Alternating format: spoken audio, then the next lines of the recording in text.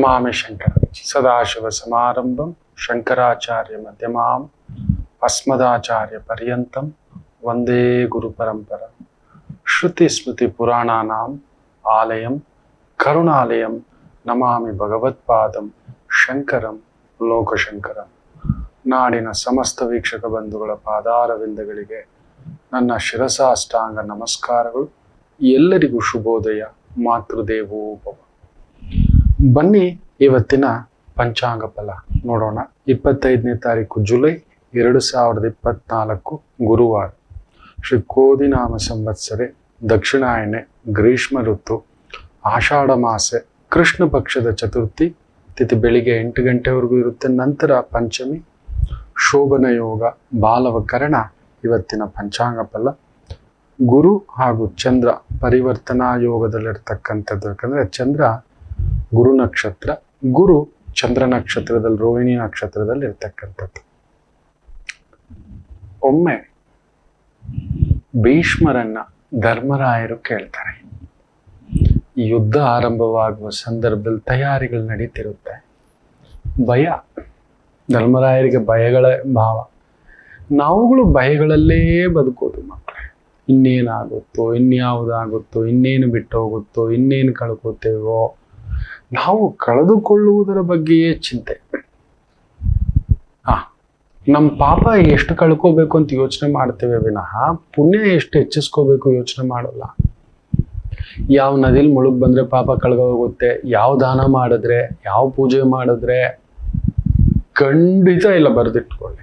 ಮಾಡೋದೆಲ್ಲ ಮಾಡಿಬಿಟ್ಟು ಪಾಪಿ ಸಮುದ್ರಕ್ಕೆ ಹೋಗಿ ಪೂಜೆ ಮಾಡ್ಲಿಕ್ಕೆ ಹೇಳಿದ್ರು ಮೊಣಕಾಲುದ್ದಾನೆ ನೀರು. ನೆನಪಿಟ್ಕೊಳ್ಳಿ. ತುಂಬಾ ಜನಕ್ಕೊಂದು ತಪ್ಪಾದ ಅವಗಾಹನೆ ಉಂಟು. ಈ ಭಯಗಳ ನಡುವೆ ಸತ್ಯ ಹೇಳ್ತಿದ್ದಾನೆ ಮಕ್ಕಳು. ಪಾಪ ಯಾಕೆ ಮಾಡಬೇಕು?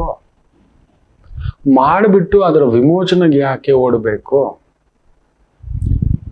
ನೀವು ಎಲ್ಲೋದ್ರು ತುಂಬಾ ದೊಡ್ಡವರು ಏನೇನೋ ದಾನ ಮಾಡಿರ್ತಾರೆ. ಅವ್ರು ಜೈಲಿಗೆ ಹೋಗಿರೋದು ತಪ್ಪಿಸಿದ್ದೀರಾ?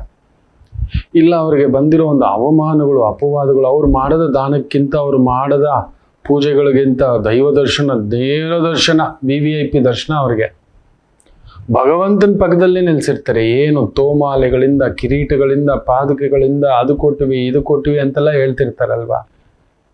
ಪಾಪ ಅನ್ನೋದು ಬಿಟ್ಟಿದೆ ಅಂತ ಅನ್ಕೋತೀರಿ? ಖಂಡಿತ ಇಲ್ಲ. ಆದ್ರೂ ನಾವೇನ್ ಗೊತ್ತರೆ, ನಮ್ಮಲ್ಲೊಂದು ಗುರುಗಳೇ ನಮ್ಮ ಪಾಪ ಹೋಗ್ಲಿಕ್ಕೆ ಏನಾದ್ರೂ ದಾರಿ ಮಾಡಿ. ಒಂದೇ ಪಾಪ ಮಾಡೋದು ಬಿಟ್ಬಿಡ್ಬೇಕು. ಆ ಚಿಂತನೆ ಸಮೇತ ಮಾಡಬಾರ್ದು. ಮೋಸ ಮಾಡಿ ಬದುಕೋದಲ್ಲ, ಮೋಸ ಮಾಡಿ ಬದುಕುತ್ತೇನೆ ಅನ್ನೋ ಒಂದು ಆಲೋಚನೆ ಸಮೇತ ಬಿಟ್ಟು ಬಿಡಬೇಕು. ಗುರುಗಳಿಗೋಸ್ಕರ ಜಾಗದ ವಿಚಾರ ಮಾತುಕತೆ ಮಾಡ್ತಿದ್ದೇವೆ. ಒಬ್ಬರು ಹಿರಿಯರು, ತುಂಬಾ ವಯಸ್ಸಾದವರು ಕುಟುಂಬ. ಒಂದು 8 ಎಕರೆ ಇದೆ ಗುರುಗಳೇ, ನಿಮಗೆ ಉಚಿತವಾಗಿ ಕೊಡ್ತೇನೆ. ಅಯ್ಯೋ ರಾಮಚಂದ್ರ, ಬೇಡವೇ ಬೇಡ. ಇಲ್ಲ ಗುರುಗಳೇ, ತಗೊಳ್ಳೋದಿಲ್ಲ. ನಮ್ಮ ಗುರುಗಳ ಹತ್ರ ಎಲ್ಲ ಸ್ವಲ್ಪ ದುಡ್ಡಿದೆ. ಒಂದು 4 ಜನ ಒಂದು 10-15 ಲಕ್ಷ ಹಾಕೋತಾರೆ. ಒಂದು ಅಳಿಲ್ ಸೇವೆ, ಬೇರೆ ಇನ್ನೊಂದಿದೆ. ಬೇಡ ಗುರುಗಳು. ಇಲ್ಲ, ನೀವು ತಗೋಬೇಕಿಲ್ಲ, ಮೋಸ ಆಗುತ್ತೆ. ನಿಮ್ಮ ನಂಬ್ಕೊಂಡು ಕುಟುಂಬ ಇದೆ, ದೊಡ್ಡ ಕುಟುಂಬ ಇದೆ. ಇಲ್ಲ, ಅವ್ರಿಗೆಲ್ಲ ಮಾಡಿದ್ದೀವಿ. ಬೇಡ ಗುರುಗಳೇ. ವ್ಯವಸ್ಥೆ ಇದ್ದಾಗ ಏನಾಗುತ್ತೆ ಗೊತ್ತಾ? ಇದು ಪಾಪ ಚಿಂತನೆ. ಅವರ ವ್ಯಕ್ತಿತ್ವ ದೊಡ್ಡದು, ಪುಣ್ಯಾತ್ಮರು. ಏನೋ ಒಂದು ಪುಣ್ಯ ಕೆಲಸ ಮಾಡ್ತಾರೆ ಅಂತ ನಾನು ಪುಣ್ಯ ಮಾಡ್ಬೋದು, ನಮ್ಮ ಗುರುಗಳು ಮಾಡ್ಬೋದು. ನಾಳೆ ಆ ಜಾಗಕ್ಕೆ 108 ಜನ ಉಟ್ಕೋತಾರೆ. ಅದೇ ಕಷ್ಟಪಟ್ಟು ದುಡ್ಡು ಹಾಕಿ ತಗೊಂಡಿದ್ದೀವಿ ಅಂದ್ರೆ ಅದಕ್ಕೊಂದು ಭದ್ರತೆ, ವ್ಯವಸ್ಥೆ, ಸಿದ್ಧತೆ ಅಂತ ಮಾಡ್ಕೊಂಡಿರ್ತಾರೆ. ಪಾಪ ಚಿಂತನೆಯೇ ಬೇಡ, ಮಾಡೋದಲ್ಲ. ಚಿಂತನೆ, ಆಲೋಚನೆಯೂ ಮಾಡಬಾರದು. ವೈದಿಕವಾಗಿದ್ದಾಗ ಅದಕ್ಕೆ ಈ ದೇವ್ರಿಗೆ ಹೋದೆ, ಆ ದೇವ್ರಿಗೆ ಹೋದೆ, ಈ ನೈವೇದ್ಯ ಇಟ್ಟೆ, ಆ ನೈವೇದ್ಯ ಇಟ್ಟೆ. ಹೌದು, ಜೈಲಿಗೆ ಹೋಗ್ಬಿಟ್ಟಿದ್ದಾನೆ ಒಬ್ಬ ವ್ಯಕ್ತಿ, ನಂಬಲ್ಲ ನೀವು. ಈ ಥರದ್ದು ಮಾಡ್ಕೋಬಿಟ್ಟಿದ್ದಾನೆ. ಏನ್ ಪೂಜೆ ಮಾಡಿದ್ರೆ ಅದನ್ನ ಕಳ್ಕೋಬಹುದು? ಖಂಡಿತ ಇಲ್ಲ, ಅನುಭವಿಸಬೇಕು ಅಂತ ಹೇಳಿದ್ದಾನೆ. ನೀವು ಒಂದು ಜಾತಕ ನೋಡ್ತಾ, ನೀನು ಒಂದು ಹೆಣ್ಣಿಗೆ ನಂಬಿಸಿ ಮೋಸ ಮಾಡಿದ್ದಿ, ಅದಕ್ಕೆ ಇದಂಥದ್ದೊಂದು ದೋಷ ತಟ್ಟಿ ಬಿಟ್ಟಿದೆ, ಒಂದು ಸ್ತ್ರೀ ಶಾಪ ತಟ್ಟಿ ಬಿಟ್ಟಿದೆ. ಈ ಕುಟುಂಬದಲ್ಲಿ ಯಾರೂ ಊರ್ಜಿತ ಇಲ್ಲ. ಏನ್ ದಾನ ಮಾಡಿದ್ರೆ ಆಗುತ್ತೆ? ಖಂಡಿತ ಇಲ್ಲ. ಒಂದು ಸ್ತ್ರೀಗೂ ಹಾಗೆ ಹೇಳಿದ್ದಾನೆ. ನೋಡವ್ವ, ನಂಬಿಸಿ ಮದುವೆಯಾಗಿ ಅಲ್ಲೊಂದು ಮದುವೆಯ ಮಾತು, ಇನ್ನೊಂದು ಏನೋ ನಡೆದು ದುಡ್ಡಿಗೋಸ್ಕರ ಕಡಿಮೆ ಅಂದ್ರೂ 2 ಕೋಟಿ ತಗೊಂಡಿದ್ದಾಳೆ ಬೆದರಿಸಿ. ಹೇಳಿದೆ 2 20 ಈ ತರ ತೋರಿಸ್ತಿದ್ದೆಮ್ಮ, ಎಷ್ಟು ದುಡ್ಡು ಬಂತು ಅಂತ. 2 ಕೋಟಿ. ನನಗೆ ಗಾಬರಿ. ನಾನು 2 ಲಕ್ಷ 20 ಲಕ್ಷ ಅಂದ್ಕೊಂಡಿದ್ರೆ ಅಲ್ಲಿ 2 ಕೋಟಿ. ಓ ರಾಮಚಂದ್ರ, ಏನ್ ಮಾಡೋದು? ಆಗ್ಲಿಲ್ಲ. ಸುಲಿಗೆ ಜೀವಮಾನ ಪೂರ್ತಿ. ಈ ಗುರು ಶಾಪ, ಲಕ್ಷ್ಮೀ ಶಾಪ, ಲಕ್ಷ್ಮೀನಾರಾಯಣ ಶಾಪ ನಿನ್ನ ಜಾತಕದಲ್ಲಿದೆ. ನಿನ್ನನ್ನು ನೆಮ್ಮದಿಯಾಗಿಡಲು ಬಿಡುವುದಿಲ್ಲ ಪ್ರಕೃತಿ. ಏನ್ ಪೂಜೆ ಮಾಡಿದ್ರೆ ಅನುಭವಿಸಬೇಕು. ಸೀತಾರಾಮರಿಗೆ ಬಿಡ್ಲಿಲ್ಲ, ಕೃಷ್ಣರಿಗೆ ಜೈಲಲ್ಲಿ ಇಡೋದು ಬಿಡ್ಲಿಲ್ಲ. ಜೈಲಲ್ಲೇ ಹುಟ್ಟಿದ್ದು ಪರಂಧಾಮ. ಅವ್ರ ತಂದೆ ತಾಯಿನೂ ನೋಡಿ, ಅವ್ರು ಕೇಳ್ತಾರೆ. ದೇವಕಿ, ಯಶೋಧ, ದೇವಕಿ ಹಾಗೂ ವಸುದೇವರು ಕೇಳ್ತಾರೆ, ನಮಗೆ ಯಾಕೆ ಈ ಶಾಪ, ಏನಕ್ಕೆ ಈ ತರ ನಾವು, ಭಗವಂತನೇ ನಮ್ಮ ಹೊಟ್ಟೆಯಲ್ಲಿ ಹುಟ್ಟಿ ಕೂಡ ನಾವು ಜೈಲಲ್ಲಿ ಇರ್ಬೇಕಾಯ್ತು ಅಂದ್ರೆ, ಯಾವಾಗ್ಲೂ ನನ್ನ ಹೆಂಡತಿ ಅಂತ ಹೇಳ್ತಿದ್ಯಲ್ಲ, ಅದಕ್ಕೆ ಸದಾ ಹೆಂಡತಿ ಇದ್ದಾಳೆ. ಹೆಂಡತಿ ಮಾತು ಕೇಳಿ 14 ವರ್ಷ ಜೈಲಿಗೆ, ಇದು ವನವಾಸಕ್ಕೆ ನಿಮ್ಮ ಮಗ ಹೋಗಿದ್ನಲ್ಲ, ನೀನು ಮಗನನ್ನು ಕಳಿಸಿದ್ದಲ್ಲಮ್ಮ, ಕೈ ತುತ್ತು ಕೊಟ್ಟು ಬೆಳೆಸಿದ ಕೈ ನೀನು ಅಂತ ರಾಮನನ್ನ ವನವಾಸಕ್ಕೆ ಹೋಗುವಾಗ ಮಾಡಿದಲ್ಲ, ಅದಕ್ಕೆ ಈ ಶಿಕ್ಷೆ. ಅಂದರೆ ಹಿಂದಿನ ಜನ್ಮದಲ್ಲಿ ನೀನು ಕೈ ಆಗಿದ್ದೆ. ಇದು ದಶರಥ ನೋಡಿ, ಯಾರನ್ನೂ ಬಿಡುವುದಿಲ್ಲ. ಅದಕ್ಕೆ ಪಾಪ ಮಾಡೋಕ್ ಮೊದಲು ಯೋಚನೆ ಮಾಡಬೇಕು. ನಾವೇನ್ ಮಾಡ್ತಿದ್ದೇವೆ, ನಾವು ಯಾವ ದಾರಿ ಹೋಗ್ತಿದ್ದೇವೆ. ಅದು 10 ರೂಪಾಯಿ ಇರ್ಬೋದು, 10 ಕೋಟಿ ಇರ್ಬೋದು. ಮಕ್ಕಳೇ, ಪುಣ್ಯ ಎಷ್ಟು ಹೆಚ್ಚಿಸ್ಕೋಬೇಕು ಅಂತ ಯೋಚನೆ ಮಾಡೋದಿಲ್ಲ ನೋಡಿ. ಅದಕ್ಕೆ ಆ ಧರ್ಮರಾಯರು ಪುಣ್ಯವಂತ. ಆ ಭೀಷ್ಮರ ಹತ್ರ ಆ ಯುದ್ಧದ ಸಂದರ್ಭದಲ್ಲಿ ಕೇಳ್ತಾರೆ, ಭಯ, ಸದಾ ಭಯ. ನಾಳೆ ಏನು, ನಾನೇನಾದ್ರೂ ತಪ್ಪು ಮಾಡಿದ್ದೇನಾ, ತಪ್ಪು ಮಾಡಿರ್ತೀನ, ಅದರಿಂದ ನಷ್ಟ ಆಗುತ್ತಾ, ಸೋಲ್ತೀನ, ಇನ್ನೊಂದಾಗುತ್ತಾ, ಕಳ್ಕೊಬಿಡ್ತೀನ, ಇರಬೇಕು ಮನುಷ್ಯನಿಗೆ ಸ್ವಲ್ಪ ಭಯಗಳು. ಆ ಸಂದರ್ಭದಲ್ಲಿ ಅದ್ಭುತವಾಗಿ ಹೇಳ್ತಾರೆ, ನೋಡಪ್ಪ ಧರ್ಮರಾಯ, ಯಾಕೆ ಯೋಚನೆ ಮಾಡ್ತೀಯ? ಭೀಷ್ಮ ಹೇಳೋ ಮಾತಿದು ತುಂಬಾ ಚೆನ್ನಾಗಿದೆ ನೋಡು. ನನ್ನ ಹತ್ರ ಯುದ್ಧ ಗೆಲ್ಲಬೇಕು ಅಂದ್ರೆ ಏನಿರಬೇಕು ಅಂತ ಕೇಳ್ತಾರೆ. ಯುದ್ಧ ಗೆಲ್ಲಬೇಕೆಂದರೆ ನಿನ್ನ ಹತ್ರ 2 ಇದ್ದರೆ ಸಾಕು, ಗೆದ್ದು ಬಿಡುತ್ತಿ. ಆ 2 ಯೋಧರು, ಒಬ್ಬ ತಾಳ್ಮೆ, ಇನ್ನೊಬ್ಬ ಸಮಯ. ನಾವು ಕಾಯೋಲ್ಲ ಮಕ್ಕಳೇ, ನಮಗೆ ತಾಳ್ಮೆ ಎಲ್ಲ ಆಗ್ಬಿಡ್ಬೇಕು ಈಗಲೇ ಯುದ್ಧರಂಗಕ್ಕೆ ಇಳಿದ ತಕ್ಷಣ, ಮಾಡೋಕೆ ಹೋಗಿದ ತಕ್ಷಣ ನೋಡಿ. ಈಗಿನ ಜನ್ರೇಷನ್ ನೋಡಿ, 20 ವರ್ಷ 25 ವರ್ಷ ತಂದೆ ತಾಯಿಗಳು ಕಷ್ಟಪಟ್ಟು ಬೆಳೆಸ್ಲಿಕ್ಕೆ 20-25 ವರ್ಷ ತಗೊಂಡಿದ್ದಾರೆ. ಅವರಿಗೆ 2 ವರ್ಷದಲ್ಲಿ ಕಾರು, ಮನೆ, ಬಂಗ್ಲೆ ಬಂದ್ಬಿಡ್ಬೇಕು, ಎಲ್ಲ ಆಗ್ಬಿಡ್ಬೇಕು. ಆ ದುಡುಕಲ್ಲ, ದುಂದುಡುಕು, ಆ ತಾಳ್ಮೆ ಇಲ್ಲ. ಕಾಲನ ಕರೆಗೆ ಕಾಯುವಷ್ಟು ತಾಳ್ಮೆಯೂ ಇಲ್ಲ. The time is the medicine. ಕಾಯುವಷ್ಟು 2 ಯೋಧ ನಿನ್ನ ಜೊತೆಯಲ್ಲಿದ್ದರೆ, the greatest most powerful warriors ನಿನ್ನ ಜೊತೆಲಿ ಇವರಿಬ್ಬರು ಇದ್ರೆ ಸಾಕು, ಗೆದ್ದು ಬಿಡ್ತೀಯ. 1 is nothing but patience and 1 is nothing but your time ಅಂತ ಹೇಳ್ತಾರೆ ಭೀಷ್ಮರು. ನಿನ್ನ ಸಮಯ ಕಾಯ್ಬೇಕು, ಯೋಜನೆ ರೂಪಿಸ್ಬೇಕು. ಒಂದೇ ಬಾರಿಗೆ ಇಳಿಬೇಡ, ಸಿದ್ಧತೆ ಮಾಡ್ಕೋ, ಪರಿಚಯಗಳು ಮಾಡ್ಕೋ, ತಾಳ್ಮೆಯಿಂದ ಪರೀಕ್ಷಿಸು. ತಾಳ್ಮೆ, ನನ್ನ ಬಲಾಬಲವೇನು, ಎದುರಾಳಿಯ ಬಲಾಬಲವೇನು, ಇದನ್ನ ತಿಳಿದುಕೊಳ್ಳದೆ ಯುದ್ಧರಂಗಕ್ಕೆ ಇಳಿತೇನೆ ಅಂದ್ರೆ ನೀನು ಸೋತೋಗ್ಬಿಡ್ತೀಯ. ನಾವು ಮಾಡ್ಕೋತಿರೋದು ಅದೇ ಮಕ್ಕಳೇ. ಇವತ್ತು ನಮ್ಮಲ್ಲಿ ತಾಳ್ಮೆಯೂ ಇಲ್ಲ, ಸಮಯ, ಗಲಿಬಿಲಿ ಗಲಿಬಿಲಿ ಗಲಿಬಿಲಿ ಗಲಿಬಿಲಿ ಗಲಿಬಿಲಿ ಗಲಿಬಿಲಿ ಗಲಿಬಿಲಿ ಗಲಿಬಿಲಿ. ಇತ್ತೀಚೆಗೆ ಒಂದು ತಾಯಿ ಜೀವ ಮಗನನ್ನು ಹಾಸ್ಟೆಲ್ಗೆ ಹಾಕ್ಬಿಟ್ಟಿದ್ದಾರೆ, ಮಗಳನ್ನು ಹಾಸ್ಟೆಲ್ಗೆ ಹಾಕ್ಬಿಟ್ಟಿದ್ದಾರೆ. ಮಗಳು ಓಕೆ, ಮಗ ಗಲಾಟೆ, ನಾನಿರೋಲ್ಲ, ನನಗೇನೋ ಭಯ, ನನಗೇನೋ ಆತಂಕ. ತಗೊಳ್ಳಿ ಮನೆಯಲ್ಲಿ ಕೇಳಿಯೇ ಯೋಚಿಸಿಯೇ ಎಲ್ಲ ಕರ್ಕೊಂಡೋಗಿ ತೋರಿಸಿ ಒಪ್ಪಿ ಸೇರಿರ್ತಕ್ಕಂಥ ಹಾಸ್ಟೆಲ್. ಕುಸಿದು ಕೂತ್ಕೊಬಿಟ್ಟಿದ್ದಾರೆ. ಅಯ್ಯೋ ಏನಾಗುತ್ತೆ ನೋಡಿ. ತಾಳ್ಮೆ ಕೆಡುತ್ತಿದ್ದೀರಿ ಅಂತ ಅರ್ಥ. ಸಮಯ ಕೊಡುತ್ತಿಲ್ಲ. ಸಮಯವೇ ಎಲ್ಲ ಗಾಯಗಳನ್ನು ವಾಸಿ ಮಾಡುತ್ತೆ. ಮಕ್ಕಳು ಹಾಗೆಯೇ ಹೊಸ ಪರಿಸರ, ಹೊಸ ಜಾಗ, ಹೊಸ ಕಲಿಕೆ, ಹೊಸ ಸ್ನೇಹಿತರು, ಹೊಸದಾದಂತಹ ಒಂದು ಪರಿಸರ, ಊಟ, ಇನ್ನೊಂದು ಬದುಕು ಆಗುತ್ತೆ. ಮಕ್ಕಳು ಹಾಗೆಯೇ ಅವ್ರು ಗಾಬರಿಯಾಗಿದ್ದಾರೆ ನಿಜವೇ. ಅದನ್ನ ತಾಳ್ಮೆಯಾಗಿ ತಗೊಂಡು ಗಾಬರಿ ಪಡದೆ ಅಳುತ್ತಾ ಕೂತ್ಕೊಂಡು, ಅಯ್ಯೋ ನನ್ನ ಮಗನ್ಗೇನೋ ಆಗ್ಬಿಡುತ್ತೆ. You are sending a signal. ನೀವು ನಿಮ್ಮ ಮಗುವಿಗೆ ಕಳುಹಿಸ್ತಿರತಕ್ಕಂಥ ಒಂದು ನೆಗೆಟಿವ್ ಸಿಗ್ನಲ್. ನೆನಪಿಟ್ಟುಕೊಳ್ಳಿ. ಅವನು ಹಾಗೆಯೇ, ಮಕ್ಕಳು ಹಾಗೆಯೇ, ಅವ್ರು ಗಡಿಬಿಡಿಯೇ, ನೀವೇ ದಾವಂತಕ್ಕೆ ಬಿದ್ಬಿಟ್ರೆ. ಅದಕ್ಕೆ ಮಕ್ಕಳು ಅನ್ನೋದು, ಯುವಕರು ಅನ್ನೋದು ಧುಮುಕೋದೆ. ಮಕ್ಕಳು ಅಂದ್ರೆ ಬುಧಗ್ರಹ ಪ್ರಭಾವ ಜಾಸ್ತಿಯೇ ಆಗುತ್ತೆ. ಕಾಯೋ ತಾಳ್ಮೆ ನಮ್ಮಲ್ಲಿಲ್ಲ ಮಕ್ಕಳೇ. ಮಾಡೋ ಕೆಲಸಕ್ಕೆ ತಾಳ್ಮೆ, ಸಹನೆ. ಕುಳಿತುಕೊಳ್ಳೋಣ. ವಿದ್ಯಾರ್ಥಿಗಳಿಗೆ ಏನು ಕೆಲಸ?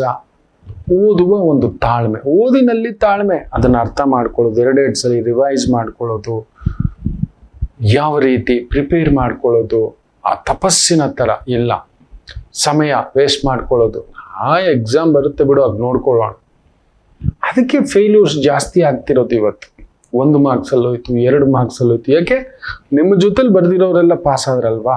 ನಿಮ್ಮ ಆಫೀಸ್ನಲ್ಲೂ ನಿಮ್ಗೆ ಪ್ರಮೋಷನ್ ಸಿಗ್ತಿಲ್ಲ ಅಂತ ನೀವು ನಿಜವಾಗ್ಲೂ ನಿಮ್ಮ ಕೆಲಸದ ಮೇಲೆ ಆ ತಾಳ್ಮೆ ತೋರಿಸಿದ್ದೀರಾ.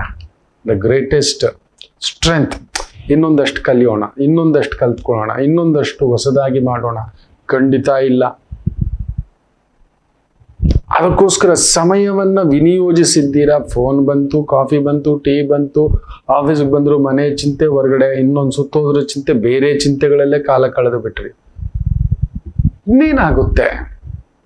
ನೀವು ನಿಮ್ಮ ಆ 2 ಶಕ್ತಿಗಳನ್ನ ಸರಿಯಾಗಿ ಬಳಸ್ತಿಲ್ಲ. ಭೀಷ್ಮರು ಹೇಳಿದ ಈ ಒಂದು ಮಾತಿದೆಯಲ್ಲ, ಎಲ್ಲರಿಗೂ ಎಲ್ಲದಕ್ಕೂ ಅನ್ವಯ ಆಗುತ್ತೆ. ಒಂದು ಕುಟುಂಬದಲ್ಲಿ ಯಾಕೋ ನನ್ನ ಯಜಮಾನ, ಅಲ್ಲೊಂದು ತಾಳ್ಮೆ ಹಾಕಿ ಅರ್ಥ ಮಾಡ್ಕೊಳ್ಳೋಕೆ. ಯಾಕೋ ನನ್ನ ಹೆಂಡತಿ, ಒಂದು ತಾಳ್ಮೆ ಹಾಕೊಳ್ಳಿ. ಆಕೆಗೆ ಏನು ಇಷ್ಟ ಮಾಡ್ಲಿಕ್ಕೆ ರೆಡಿಯಾಗಿ ಸ್ವಲ್ಪ ದಿನ.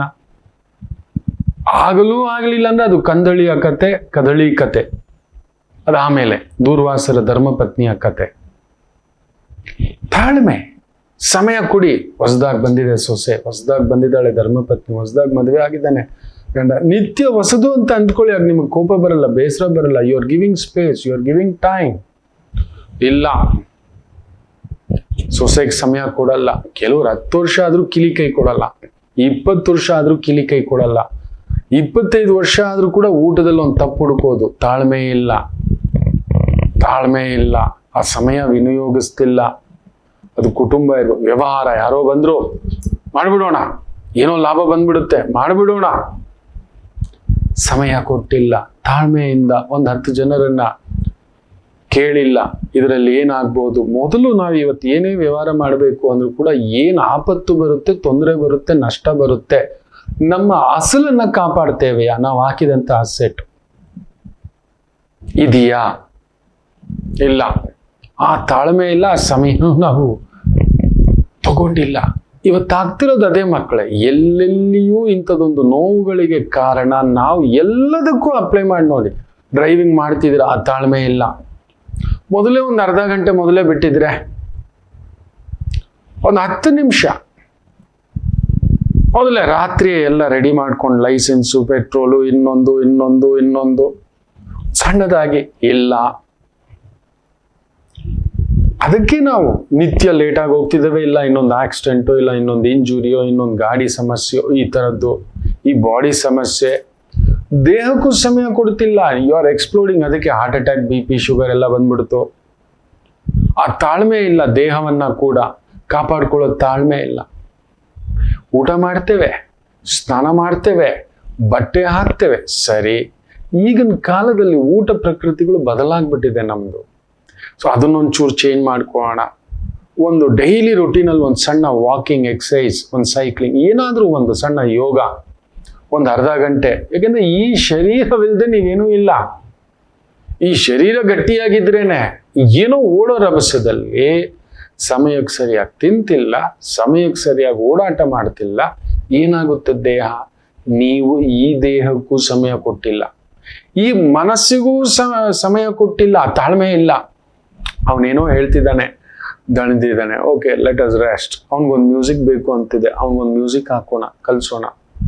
ಬೇಡ ಕಣೋ, ಎಲ್ಲೋ ಹೋಗೋದು. ಅವನೇನೋ ಎಲ್ಲೋ ಕರೀತಿದ್ದಾನೆ, ಬೇಡ. ಒತ್ತಡ. ಆ ಮನಸ್ಸೇನಾಗಿದೆ ಹೇಳಿ? ಒಂದ ಉದ್ವೇಗ, ಇಲ್ಲ ಖಿನ್ನತೆ, ಒಂದ ತೀರಾ ನಿರಾಶೆ, ಆತ್ಮಹತ್ಯೆ, ಇಲ್ಲ ತೀರಾ ಕ್ರೋಧ, ಹತ್ಯೆ. ಮನಸ್ಸಿಗೆ ಆ ತಾಳ್ಮೆ ಕಲಿಸಿಲ್ಲ, ಅದಕ್ಕೊಂದು ಸಮಯ ಕೊಡಲಿಲ್ಲ. ಇರೋ ಯಾಕೋ ಮನಸ್ಸು ಏನೋ ಗಡಿಬಿಡಿ ಮಾಡ್ತಿದೆ, ಇದು ಯಾಕೋ ಉಲ್ಟಾ ಪುಲ್ಟಾ ಹೇಳ್ತಿದೆ, ಸುಮ್ಮನಿರೋಣ. ಇಲ್ಲ, ತುಂಬಿಸೋದು ಇನ್ನಷ್ಟು.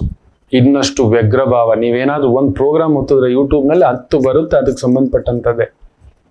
ನನ್ನ ಪ್ರೋಗ್ರಾಮ್ ಸುಮ್ಮನೆ ತಾಂಬೂಲ ಜ್ಯೋತಿಷ್ಯನೋ ಇಲ್ಲ ರವಿಶಂಕರ್ ಗುರುಜಿ ವಿಡಿಯೋಸ್ ಅಂತ ಓದ್ತಿ,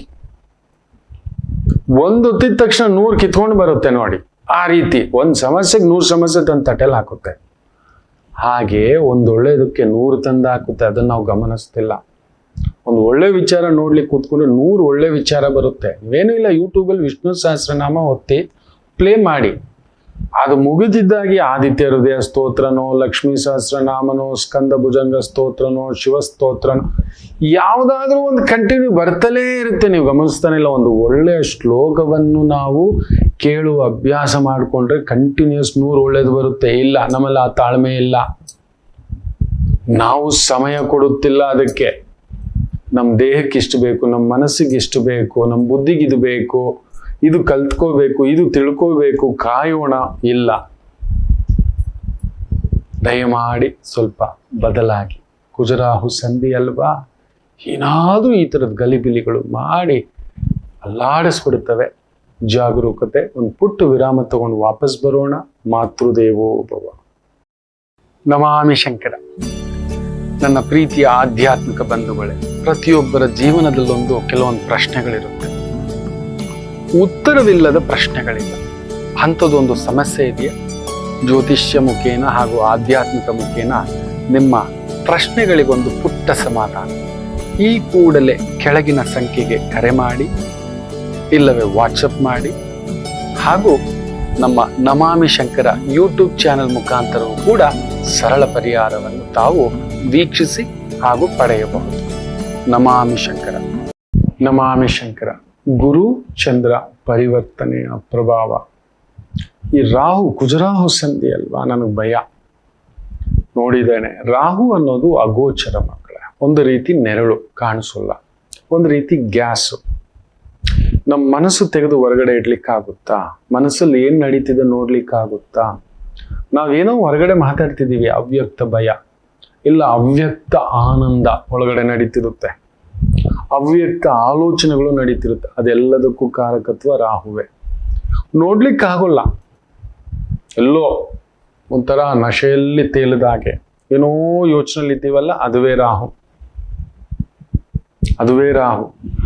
ಸಮಸ್ಯೆನ ಯೋಚನೆ ಮಾಡ್ಕೊಂತ ಕೂತ್ಕೊಂಡ್ರೆ ಬೆಟ್ಟದಷ್ಟು, ಸಮಸ್ಯೆಗೆ ಪರಿಷ್ಕಾರ ಹುಡುಕಿದ್ರೆ ಬೆಟ್ಟದಷ್ಟು ಪರಿಷ್ಕಾರಗಳು ಸಿಗ್ತವೆ.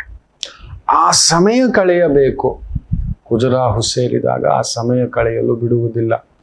ನೋಡಿ, ರಾಹುವಿನ ಪ್ರಭಾವ ಹೆಚ್ಚಾದರೆ ಎಂತೆಂಥ ಕಾಯಿಲೆ ಬರುತ್ತೆ ಅನ್ನತಕ್ಕಂಥದ್ರ ಬಗ್ಗೆ ಹೇಳ್ತೇನೆ.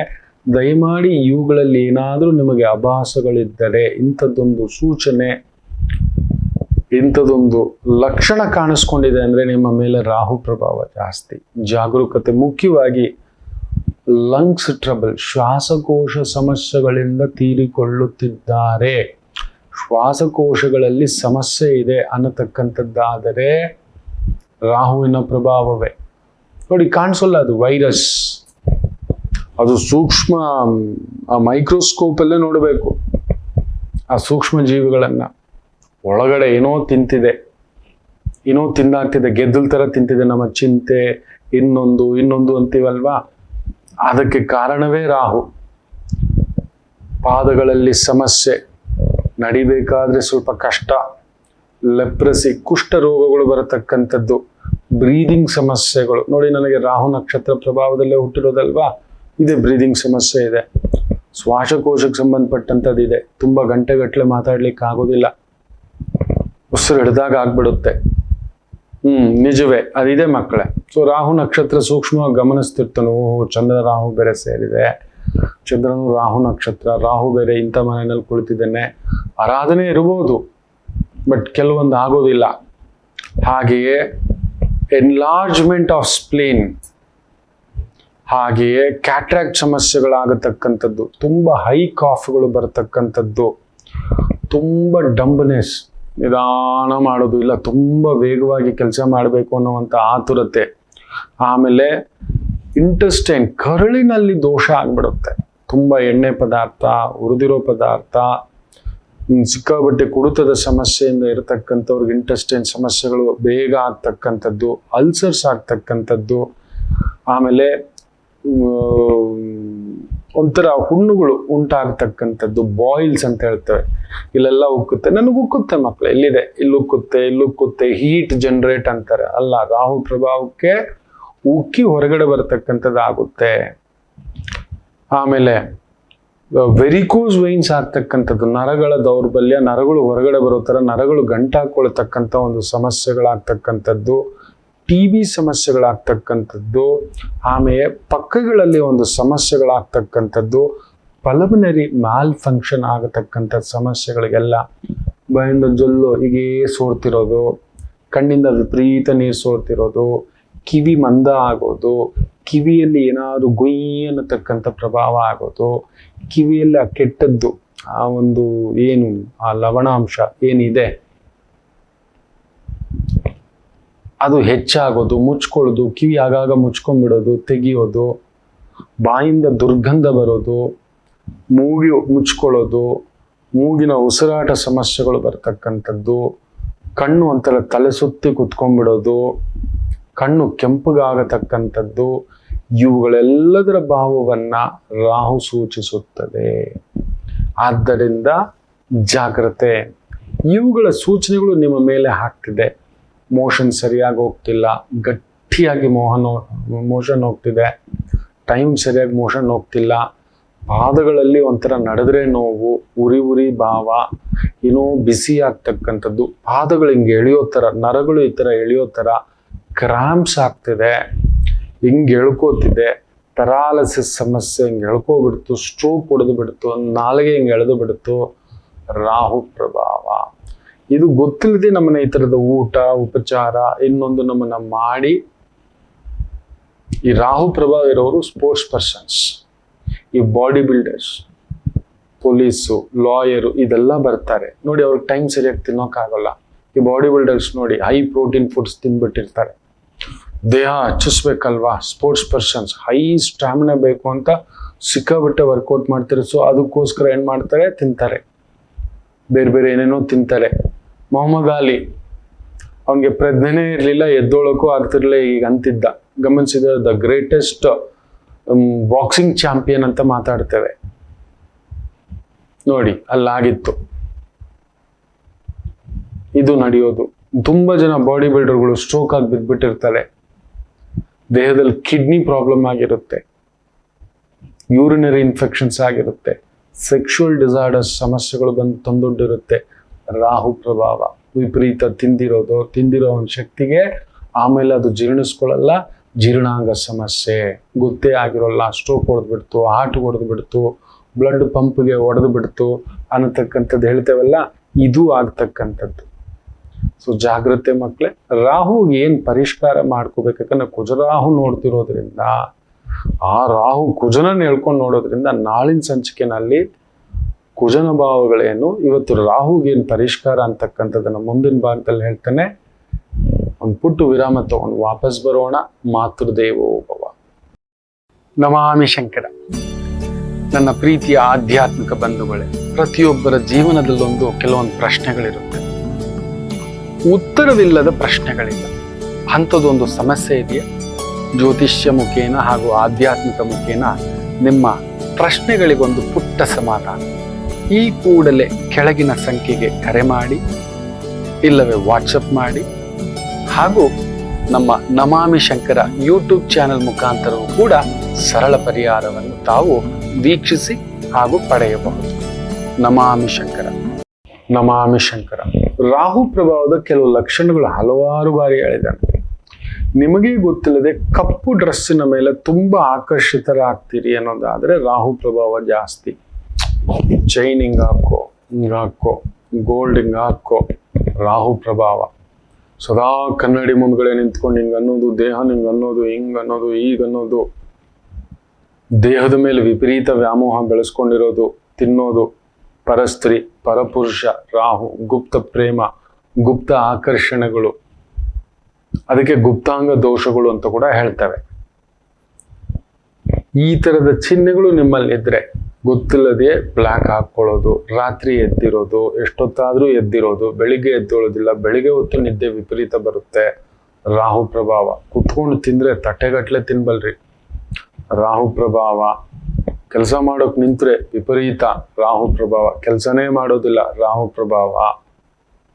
ನೋಡಿ, ರಾಹು ಬಂದು ರಾತ್ರಿ ಎದ್ದಿರ್ತಾನೆ, ನಮ್ಮನ್ನ ಎಬ್ಬರಿಸ್ತಾನೆ. ವಿಚಿತ್ರವಾದ ಕನಸುಗಳು ಬರೋದು, ಕನಸಿನಲ್ಲಿ ತೇಲ್ದಾಗೆ, ನಶೆ ಪದಾರ್ಥಗಳಿಗೆ ಅಡಿಕ್ಟ್ ಆಗೋದು, ವಿಪರೀತ ಸದಾ ಒಂದೇನೋ ಒಂದು ಮತ್ತಲ್ಲಿ ಇರ್ತಾರೆ. ರಾಹು ಪ್ರಭಾವ. ಇವುಗಳ ಸೂಚನೆಗಳು ನಿಮ್ಮಲ್ಲಿದೆ.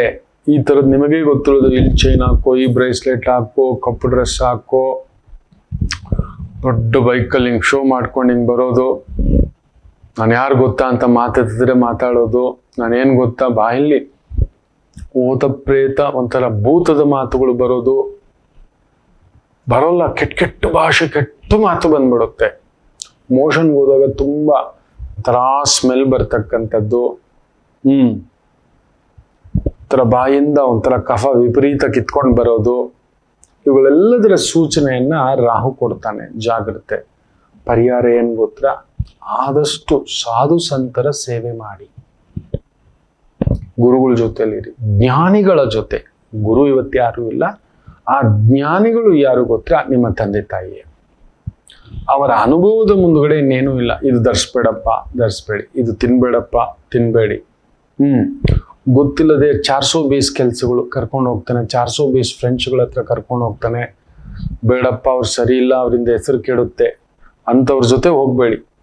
ಈ ಮಾನ ಮರ್ಯಾದೆ ಬಿಟ್ಟು ದುಡ್ತಾ, ಮಾನ ಮರ್ಯಾದೆ ಬಿಟ್ಟು ಹೊಡೆತ, ಈ ರೌಡಿಸಮ್ಮು, ಗೂಂಡಾಯಿಸಮ್ಮು, ದರೋಡೆತನ, ಇವುಗಳೆಲ್ಲ ಮಾಡ್ತಕ್ಕಂಥ ವ್ಯಕ್ತಿಗಳು ನಮಗೆ ಗೊತ್ತಿಲ್ಲದೆ ಪರಿಚಯ ಆಗ್ಬಿಟ್ಟಿರ್ತಾರೆ. ಬಾರೋ, ಇನ್ನೊಂದು, ಇನ್ನೆಲ್ಲೋ, ಬಂಡ ಧೈರ್ಯ, ಈ ವೀಲಿಂಗ್ ಮಾಡೋದು, ಏನೇನೋ ಹುಚ್ಚು ಉನ್ಮಾದ. ಈ ಟ್ರೈನಲ್ಲೆಲ್ಲ ತೊಂಗ ಹಿಡ್ಕೊಂಡು ರೈಲಿಂಗ್ ಎಲ್ಲ ಮಾಡ್ತಾರೆ. ರಾಹು ಪ್ರಭಾವವೇ. ಪುಸ್ತಕಂತ ಕರ್ಕೊಂಡು ಹೋಗ್ಬಿಡ್ತಾನೆ. ರಾಹು ಅಂತಿಂತ ಸಾವಲ್ಲ. ನೆನ್ಪಿಟ್ಕೊಳ್ಳಿ, ಶನಿ ಬಂದು ಆಯುಷ್ಯಕಾರಕ. ಶನಿ ಕುಜ ರಾಹು ಸೇರಿದಾಗ ಅಲ್ಲೊಂದು ಒಂಥರ ಚಿನ್ನ ಭಿನ್ನವಾಗಿ ಸಾಯ್ತಾರೆ ಅಂತ ಹೇಳ್ತಾರೆ. ಒಂಥರ ಆಕ್ಸಿಡೆಂಟಲ್ ಅನ್ಯಾಚುರಲ್ ಡೆತ್ಗಳು ಅಂತ ಬಿದ್ದಿದೆ, ಅಂತಿಂಥದ್ದೆಲ್ಲ. ಇದೆಲ್ಲ ಸೂಚನೆಗಳು ಮಾತ್ರ. ಅದಕ್ಕೆ ತುಂಬ ಜ್ಞಾನಿಗಳ ಸಹವಾಸ ಮಾಡಿ, ತಿಳಿದವರ ಸಹವಾಸ ಮಾಡಿ. ಆತರ ಅನ್ನೋದು ಪಡಲೇಬೇಡಿ. ಕಣ್ಣು ಮುಚ್ಕೊಂಡು ಕೂತ್ಕೋಬೇಡಿ. ದಿನಾ ಒಂದು 10 ನಿಮಿಷ ಏನೇನೋ ಮಾಡ್ತಿರಲ್ವಾ, ನೆನಪು ಬಂದಾಗೆಲ್ಲ ಒಂದು 10 ನಿಮಿಷ ಹಿಂಗೆ ಕಣ್ಣು ಮುಚ್ಕೊಂಡು ಕೂತ್ಕೊಬೇಡಿ. ಬೇರೇನೂ ಮಾಡ್ಲಿಕ್ಕೆ ಹೋಗ್ಬೇಡಿ. 10 ನಿಮಿಷ ಬೇರೇನು ಯೋಚನೆ ಮಾಡಬೇಡಿ. ಧ್ಯಾನಂ. ಏನ್ ತಿಂತಿದ್ದೀರಿ ಗಮನ ಇರಲಿ, ಯಾವ ಟೈಮಿಗೆ ತಿಂತಿದ್ದೀರಿ ಗಮನ ಇರಲಿ. ನಿಮ್ಮ ಪ್ರಕೃತಿಗೆ ಅದು ಹೊಂದುತ್ತಾ ಇಲ್ವಾ ತಿಳ್ಕೊಳ್ಳಿ. ದುರ್ಗಾ ಆರಾಧನೆ. ರಾಹುವನ್ನು ಹೊಲಿಸ್ಕೋಬೇಕು, ಶಾಂತಗೊಳಿಸ್ಕೋಬೇಕು ಅನ್ನೋದಾದರೆ ದುರ್ಗಾ ಆರಾಧನೆ.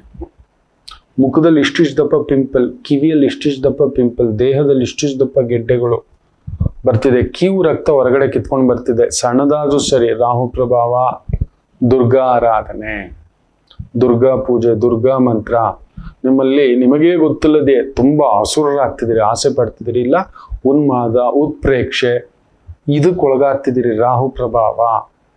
ಸುತ್ತಾಡಿಸಿ ಧುಮುಕ್ಬಿಡ್ಬೇಕು, ಹೊಡೆದ್ಬಿಡ್ಬೇಕು, ಆಗ್ಬಿಡ್ಬೇಕು. ಸೊ ದುರ್ಗಾ ಪೂಜೆ, ಅಮಾವಾಸ್ಯೆ, ಅಷ್ಟಮಿ, ಪೌರ್ಣಮಿ, ಹತ್ತಿರದಲ್ಲಿ ಗ್ರಾಮ ದೇವಿ ಇದ್ರೆ ಅಲ್ಲೊಂದು ನಿಂಬೆಹಣ್ಣಿನ ದೀಪ ಹಚ್ಚೋದು, ಆಯ್ತು ಅಂದ್ರೆ ಒಂದಷ್ಟು ಹುಳಿ ಅನ್ನವನ್ನ ಪ್ರಸಾದ ಮಾಡಿ ಹಂಚೋದು, ಒಂದು 10 ನಿಮಿಷ ಪ್ರಾಂಗಣದಲ್ಲಿ ಕುಳಿತು ಬರೋದು, ಲಲಿತಾ ಸಹಸ್ರನಾಮ ಅಲ್ಲಿ ಕೇಳೋದು, ಓದೋದು, ದೇವಿ ಖಡ್ಗಮಾಲ ದೇವಸ್ಥಾನದಲ್ಲಿ ಕುಳಿತು ಓದೋದು, ಕೇಳೋದು, ಇವುಗಳನ್ನ ಹೆಚ್ಚು ಮಾಡಿ ನಿತ್ಯ ಒಂದು ಭಾಗದ ಊಟವನ್ನ ಯಾವುದಾದ್ರೂ ಪಶು ಪಕ್ಷಿ ಪ್ರಾಣಿಗಳಿಗೆ ಕೊಡಿ. ನಿಮ್ಮ ಶಕ್ತಿ ಬೆಳಿಗ್ಗೆ ತಿಂಡಿ 1-2 ಇಡ್ಲಿ, ರಾತ್ರಿ ಊಟಕ್ಕೆ ಮೊದಲು ಒಂದಷ್ಟು ತಿಂಡಿ ತಗೊಂಡೋಗ್ಬಿಟ್ಟು ಯಾವುದಾದ್ರೂ ಹಸುವಿಗೆ, ಇಲ್ಲ ನಾಯಿಗೆ, ಇಲ್ಲ ಮಧ್ಯಾಹ್ನ ಹೊತ್ತು ಯಾವುದಾದ್ರೂ ಪಕ್ಷಿಗಳಿಗೆ, ಇಲ್ಲ ಅಂಗವೈಕಲ್ಯ ಇರತಕ್ಕಂಥವರಿಗೆ, ಕಿವಿ ಕೇಳಿಸ್ತಿರತಕ್ಕಂಥವರಿಗೆ, ದೇಹದಲ್ಲಿ ನ್ಯೂನತೆ ಇರತಕ್ಕಂಥವರಿಗೆ, ವಯಸ್ಸಾದವರಿಗೆ, ಅಂಗಚ್ಛೇದ ಆಗಿರತಕ್ಕಂಥವರಿಗೆ, ಅನಾಥ ಮಕ್ಕಳಿಗೆ, ಬಡ ಮಕ್ಕಳಿಗೆ, ಬಡವರಿಗೆ, ವಯಸ್ಸಾದವರಿಗೆ ಸೇವೆ ಮಾಡಿ. ಏನಾದ್ರೂ ಸಿಹಿ, ಹಣ್ಣು, ತಾಂಬೂಲ ಈ ಥರ ಕೊಡ್ತಾ ಬನ್ನಿ. ನಿಮ್ಮಲ್ಲಿರೋ ಆ ರಾಹು ಪ್ರಭಾವ ತಟಸ್ಥ ಆಗ್ತಾನೆ. ತಟಸ್ಥ ಮಾಡ್ಕೋಬೇಕು ನಾವು, ಅದನ್ನು ಜಾಸ್ತಿ ಹೆಚ್ಚಿಸ್ಕೋಬಾರ್ದು. ವಿಪರೀತ ಖಾರ ತಿಂತಿದ್ದೀರಿ, ವಿಪರೀತ ಹುಳಿ ತಿಂತಿದ್ದೀರಿ, ವಿಪರೀತ ಊಟ ಮಾಡ್ತಿದ್ದೀರಿ, ವಿಪರೀತ ನಿದ್ದೆ ಮಾಡ್ತಿದ್ದೀರಿ, ವಿಪರೀತ ಕೋಪ ಮಾಡ್ಕೋತಿದ್ದೀರಿ, ವಿಪರೀತ ಕೆಲಸ ಮಾಡ್ತಿದ್ದೀರಿ, ವಿಪರೀತ ಹಮ್ಮು ಬಿಮ್ಮು ತೋರ್ಸ್ಕೊತಿದ್ದೀರಿ, ವಿಪರೀತ ಶೋ ಆಫ್ ತೋರ್ಸ್ಕೊತಿದ್ದೀರಿ, ವಿಪರೀತ ಕನ್ನಡಿ ಮುಂದ್ಗಡೆ ನಿಂತ್ಕೋತಿದ್ದೀರಿ, ಹೀಗೆ ಅನ್ನೋದು ಬಚನ್ಗೆ ಇಟ್ಕೊಳ್ಳೋದು, ಇನ್ನೊಂದೇನೋ ಹಾಗೆ ಹೀಗೆ ಹಿಂಗ್ ನಡೆಯೋದು, ನಿಮ್ಮ ದೇಹ ನೋಡ್ಬೇಕು. ಇಲ್ಲ ಕೆಲವು ಸ್ತ್ರೀಯರು ಗುಂಡಿಗೆ ಜಲ್ ಅನ್ಸುತ್ತೆ, ಆ ತರ ನಡೀತಾರೆ. ಅದು ರಾಹು ಪ್ರಭಾವವೇ. ಅವ್ರಿಗೆ ಗೊತ್ತು. ಒಂದು ಮಾತಿದೆ, ಭರ್ತೃಹರಿ ಕ್ರಿಸ್ತಪೂರ್ವ 1ನೇ ಶತಮಾನದಲ್ಲೇ ಆ ಶೃಂಗಾರ ಶತಕದಲ್ಲಿ ಅದ್ಭುತವಾಗಿ ಹೇಳಿದೆ, ಯಾವ ಸ್ತ್ರೀಗೆ ತನ್ನಂದ ತಾನಂದವಾಗಿದ್ದೇನೆಂದು ಗೊತ್ತಾಗಿ ಬಿಡುತ್ತದೋ ಆಕೆ ಎಷ್ಟು ಅನಾಹುತ ಇನ್ಯಾರು ಮಾಡಲ್ಲ ಅಂತ.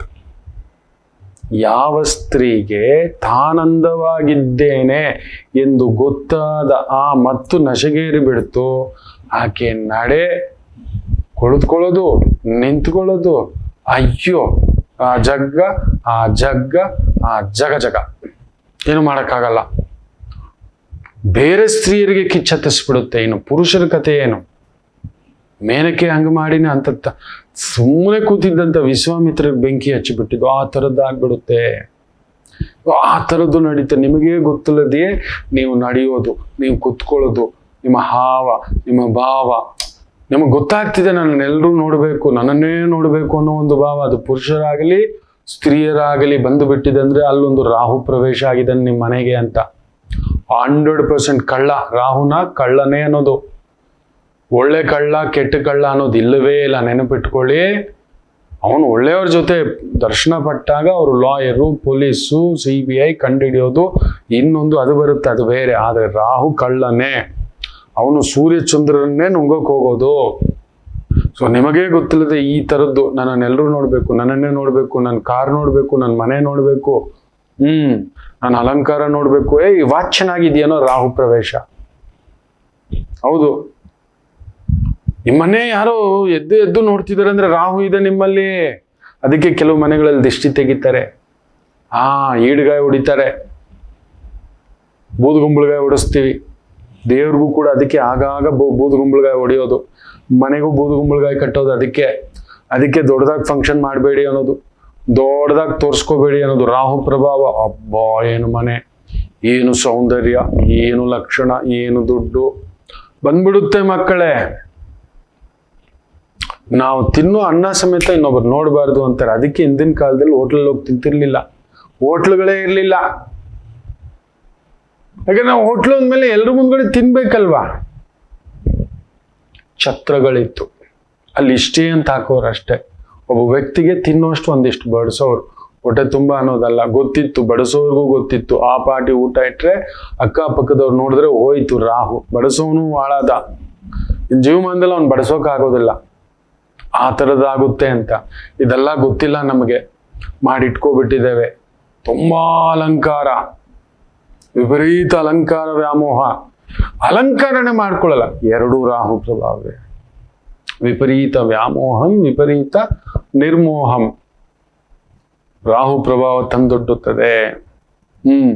ವಿಪರೀತ ಪುಕ್ಲ, ವಿಪರೀತ ಗರ್ಜಿಸೋದು. ಯಾರು ಗೊತ್ತಾ ನಾನು ಅನ್ನೋದು ಮಾತಾಡಿದ್ರೆ, ನಾನು ಸುದ್ದಿಗೆ ಬಂದ್ರೆ ರಾಹು ಇರ್ಬೇಕು ನಿಮ್ಗೆ. ನೋಡ್ಬೇಕು, ಆಟ ಬಗ್ಗೋದೇ ಇಲ್ಲ, ತಗ್ಗೆದೆಲೆ. ಯಾವ ತಗ್ಗು ಬಗ್ಗು ಭಗವಂತನ ಮುಂದುಗಡೆ. ಅದಕ್ಕೆ ಹೇಳ್ತಾನೆ, ತುಂಬಾ ಬಲ, ತುಂಬಾ ಶಕ್ತಿ, ತುಂಬಾ ಉದ್ವೇಗ.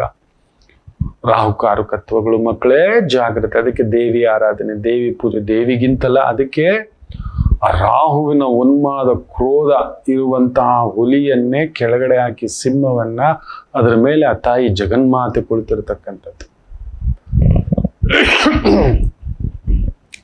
ಪೂಜೆ ಮಾಡ್ಕೊಳ್ಳಿ, ಧ್ಯಾನ ಮಾಡ್ಕೊಳ್ಳಿ. ಓಂ ದುಮ್ ದುರ್ಗೈ ನಮಃ, ಓಂ ದುಮ್.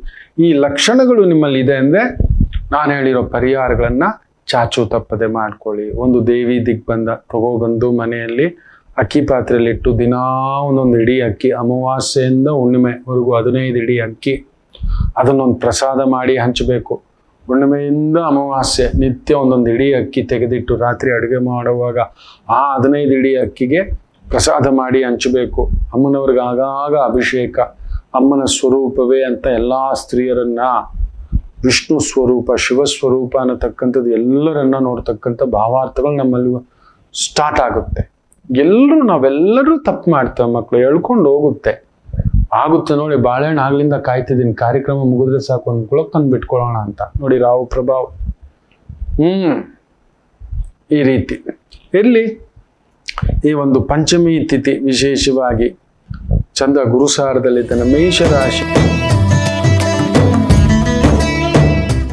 Beautiful teacher, lawyer, doctor, adviser, advocate, ಗುರು, ಮೆಡಿಸನ್, ಫಾರ್ಮಸ್ಯೂಟಿಕಲ್, ಈ ರೀತಿಯ ವೃತ್ತಿ ಉದ್ಯೋಗದಲ್ಲಿರ್ತಕ್ಕಂಥವರಿಗೆ ವಿಶೇಷ ಅಭಿವೃದ್ಧಿ. ವೃಷಭ ರಾಶಿ ಗುರು ಚಂದ್ರ ನಕ್ಷತ್ರ, ಚಂದ್ರ ಗುರು ನಕ್ಷತ್ರ. ನಿಮಗೂ ಅಷ್ಟೇ ಗುರುವಿಗೆ ಸಂಬಂಧಪಟ್ಟಂತ ಮುಖ್ಯವಾಗಿ ಸರ್ಜನ್, ಜಡ್ಜಸ್, ತುಂಬಾ ದೊಡ್ಡ legal adviser, management adviser, financial adviser, banking adviser, economic adviser, ಈ ರೀತಿಯ ವೃತ್ತಿ ಉದ್ಯೋಗದಲ್ಲಿರ್ತಕ್ಕಂಥ ಪ್ರೆಷರ್ ಇದ್ರೂ ಅನುಕೂಲ ಸಿಂಧುವೆ, ಚೆನ್ನಾಗಾಗುತ್ತೆ, ತೊಂದರೆ ಇಲ್ಲ. ಮಿಥುನ ರಾಶಿ ಗುರು ಸ್ವಲ್ಪ 12ನೇ ಮನೆ, ದೂರದ ಕೆಲಸ, ದೂರದ ವ್ಯವಹಾರ, ಕೇಳಿ ಮಾಡಿ. ಗುರು ಜ್ಞಾನಕಾರಕ ಮಲಗಿಬಿಟ್ಟಿದ್ದಾನೆ. ಅದರಿಂದ ಏನ್ ಮಾಡುತ್ತೆ, ನಮ್ ಜ್ಞಾನ ನಮ್ಮ ಕೈಯಲ್ಲಿ ಇರೋಲ್ಲ. ರಾವಣಾಸುರನಿಗೆ ಮಲಗಿಬಿಟ್ಟಿತ್ತು, ಅದಕ್ಕೆ ಆ ರೀತಿ ಆಗಿತ್ತು. ಸೊ ಕೇಳಿ ಮಾಡಿ, ದುಡುಕಬೇಡಿ. ವೈದಿಕ ಪೂಜೆಗಳು, ದಾನ, ಧರ್ಮ, ಆಶ್ರಮ, ಟ್ರಸ್ಟು, ಹೋಮ, ಹವನ, ಯಜ್ಞ, ಯಾಗ, ಜ್ಯೋತಿಷ್ಯ, ಅಲಂಕಾರ ಶಾಸ್ತ್ರ, ಈ ರೀತಿಯ ವೃತ್ತಿ ಉದ್ಯೋಗದಲ್ಲಿರೋರಿಗೆ ವಿಶೇಷ ಅಭಿವೃದ್ಧಿ. ಇನ್ನು ಕರ್ಕಾಟಕ ರಾಶಿ ಚಂದ್ರಾಷ್ಟಮ, ಜಾಗ್ರತೆ. ಹಣಕಾಸು ಸ್ವಲ್ಪ ಖರ್ಚಾಗುತ್ತಷ್ಟೇ. ಗುರು ಚೆನ್ನಾಗಿದ್ದಾನೆ, ತೊಂದರೆ ಏನಿಲ್ಲ, ಬರುತ್ತೆ, ಆದಾಯ ಇದೆ. ಅದಕ್ಕಿಂತಲೂ ಸ್ವಲ್ಪ ಖರ್ಚು, ಸ್ವಲ್ಪ ಈ ಲೀಗಲ್ ಪ್ರಾಬ್ಲಮ್ ಇರತಕ್ಕಂಥವ್ರಿಗೆ ಸ್ವಲ್ಪ ಓಡಾಟಗಳಿದೆ. ವಿಜಯ ಪ್ರಾಪ್ತಿ. ಏನು ಧರ್ಮ ನಿಮ್ಮ ಕಡೆ ಇದೆಯೋ ಆ ಧರ್ಮ ನಿಮಗೆ ಒಲಿದು ಬರುತ್ತದೆ. ಇನ್ನು ಸಿಂಹರಾಶಿ